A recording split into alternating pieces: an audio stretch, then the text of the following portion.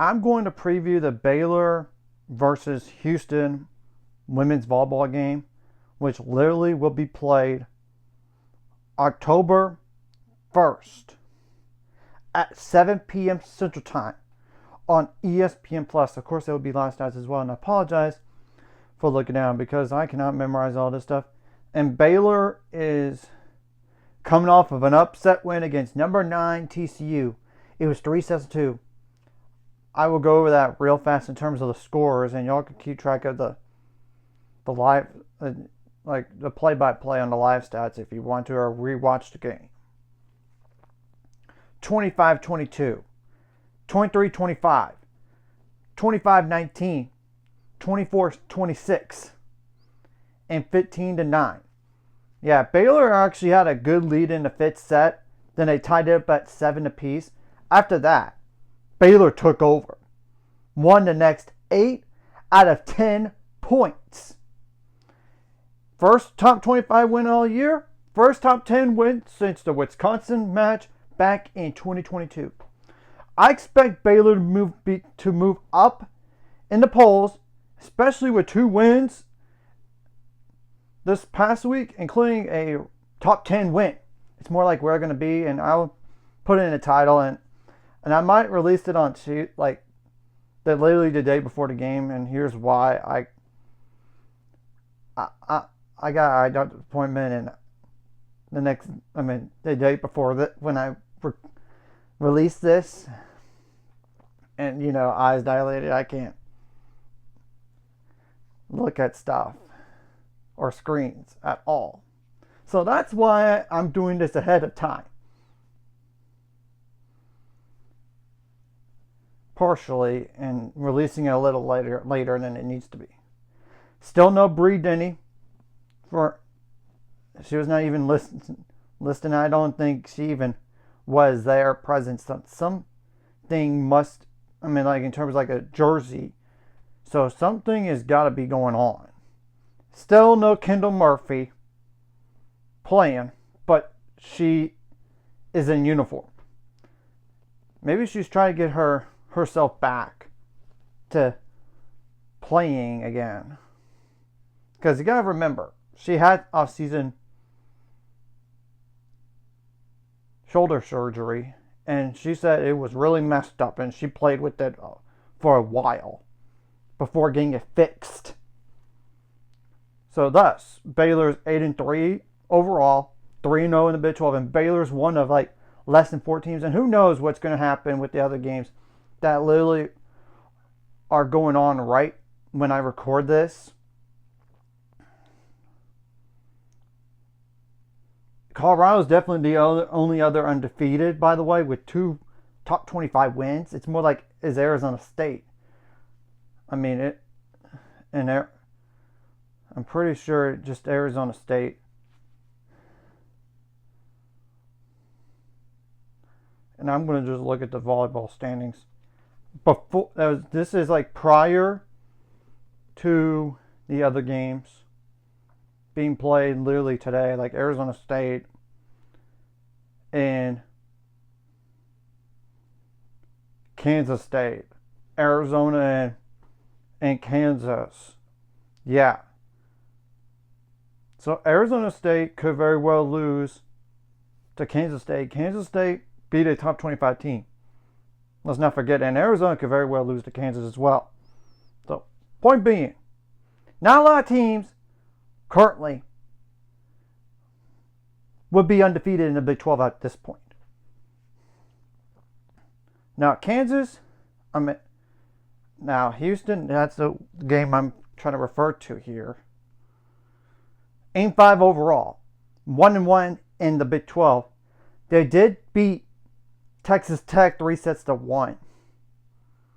Similar, exact same score as Baylor in terms of number of sets won and given up.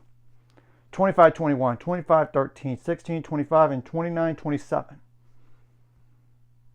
And I do not know the injury stats for some of these players here, and I'm going to admit right now that TCU is actually down a player for the rest of the year.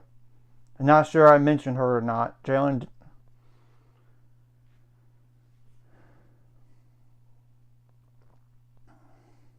Jalen Gibson is that player for TCU.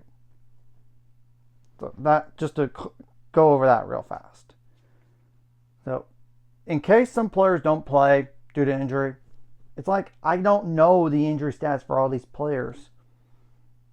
So the first player I'm going to go ahead and mention is Alyssa Gonzalez, number 1. 6 foot 1 inch outside hitter as a redshirt sophomore.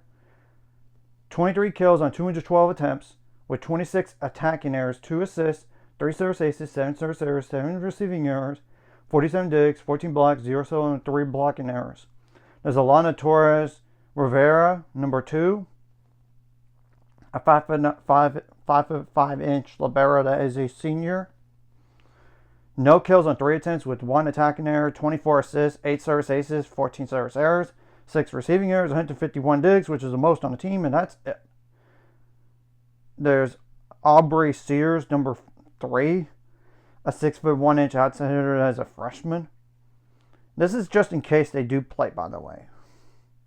2 kills on 4 attempts with 1 attacking error, 1 assist, 9 service aces, 23 service errors.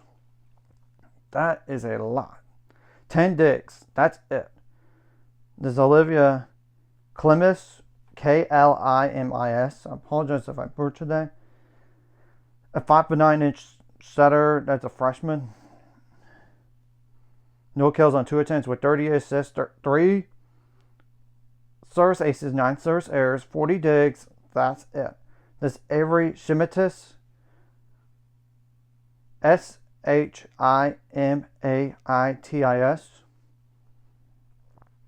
A 6 foot outside hitter as a senior. 86 kills on 222 attempts, 30 attacking errors, 1 assist, 1 service error, 14 digs, 36 blocks, second most on, really third most on the team, and 2 of those solo and 2 blocking errors. There's Barakat Rahman, Barakat, then Rahmon. Number 13, 6 foot 1 inch middle blocker does a redshirt senior. 82 kills on 160 attempts with 12 attacking errors, 3 assists, 6 digs, 56 blocks, tied for most on the team, by the way. 6 of those solo and 5 blocking errors. There's Bree Reed, number 16. They call it Brynja Reed on the roster, by the way. 5 foot 10 inch outsider as a senior. 104 kills on 305 attempts with 36 attacking errors, 2 assists, 8 service aces, 18 service errors, 11 receiving errors, 36 digs, 12 blocks, 0 solo, and 1 blocking error. This Halle, or Hall, Halle, Schroeder, number 18. 6 foot 1 inch outside hitter as a junior. 110 kills, which is the most on the team, by the way, on 340 attempts, which is most on the team. 47 attacking errors, which is also most for the team. 9 service aces, 11 service errors. 9 assists, 11 service aces, 26 service errors, which is also most on the team. 14 receiving errors, tied for most on the team. 96 digs, 13 blocks, none solo, 4 blocking errors, and 1 ball handling error. There's Lodi Scully, number 22. As 5 foot 10 inch setter as a senior. 22 kills on 72 attempts with 6 attacking errors, 384 assists, 13 service aces, which is most on the team, 24 service errors, 102 digs, 22 blocks, 1 solo, and that's it. There's Gillian Pitts, number 24. A 5 foot 9 inch libero as a freshman. No kills on 1 attempt with no attacking errors. 21 assists, 14 receiving errors, tied for most on the team. 68 digs, that's it. There's Kellen Morin, and that's the last player we're going to mention, number 25. A 6 foot 4 inch middle blocker that is a senior. 70 kills on 154 attempts with 23 attacking errors, 2 assists, 5 service aces, 10 service errors, 22 digs, 56 blocks, tied for most on the team, 8 solo, but then that's definitely the most on the team in terms of solo blocks, and 6 blocking errors, which is also most on the team. And I'll put the stats in the roster in the description below so y'all can see it. Obviously, whatever you did wrong last game, you got to correct for this game, and whatever you did right last game, you got to bring it into this game. Sure, it is nice to beat a ranked team at home and the first ranked win all year long, but you cannot be satisfied. I mean, if you really want to be a top 4 seed in the NCAA tournament, you got to protect home court. And this would also help your chances in the Big 12, because it's not like the Big 12 is like the Big 10 in volleyball or even the SEC, maybe even the ACC. I'm dead serious. It's not as strong when compared to that. Those conferences, I mean, come on. It would also help your RPI as well. And I would not overlook this team for Kansas, who is going to be a ranked team. It's more like, where are they going to be? Unless they lose twice in 1 week, I don't expect them. Even if they lose twice in 1 week, I think they only drop to like no lower than somewhere between 20 and 25, if they even drop that far with 2 losses. Obviously, if they go 1-1, yeah, they're definitely going to stay ranked in all this. You got to make adjustments on the fly, both offensively and defensively. And not just from like set to set, but during those sets. If you deal with adversity, try to climb back into it. I mean, look, whatever happened in a fifth set. Excuse me. They were up. Baylor was up big. TCU climbed back. Then Baylor put the pedal to the metal and took over the fifth set from there. That's a kind of a prime example of dealing with adversity and turning it around right there.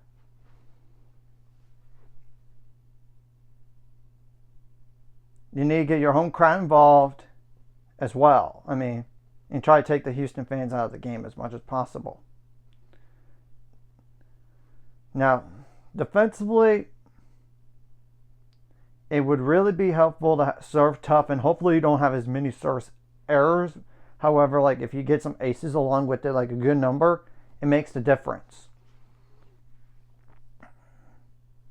And get them out of system and on there for their offense, and kind of see where they're going to go and shut down the best players as much as possible. And dig every ball you can, and you got to have your blocking step up. And sometimes you got to win those long rallies, because it does make a difference sometimes on who wins the set or who wins the match. You don't need to commit some silly errors like a rotation error, a football, a legal back row attack, a ball handling error. I mean, at least the football, yeah, you can't do that. And same thing with rotation error. You got to be kind of like limit the attacking errors. If they do attacking errors and all those errors in general are net violations, yeah, you can't. It's on them, but you don't want to do that as much as possible. Same thing goes for illegal back row attacks as well. Don't want to hit the antenna, I know. But still, and if they do it, they do it. And you might have to adjust your hands some on the blocking. Now, offensively, it would be like you got to receive the ball well to set up some offense and stay in system as much as possible.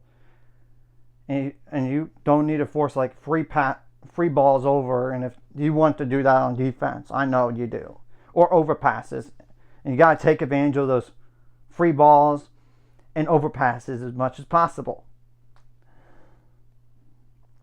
It would also be helpful to win the jousting up top at times. You might need to surprise them with kills from the setter, but if it doesn't work, it doesn't work. You got to have some variety on offense, unless you see the hot hand and they can't stop it. Keep going to it until they stop it. And make it hard for them to dig every ball out. And you got to communicate well, because you know what happened in that TCU game at the very end. There were two players literally trying to get the ball over and hit the net after one player hit it. So yeah, stay hungry, stay focused, one play at a time.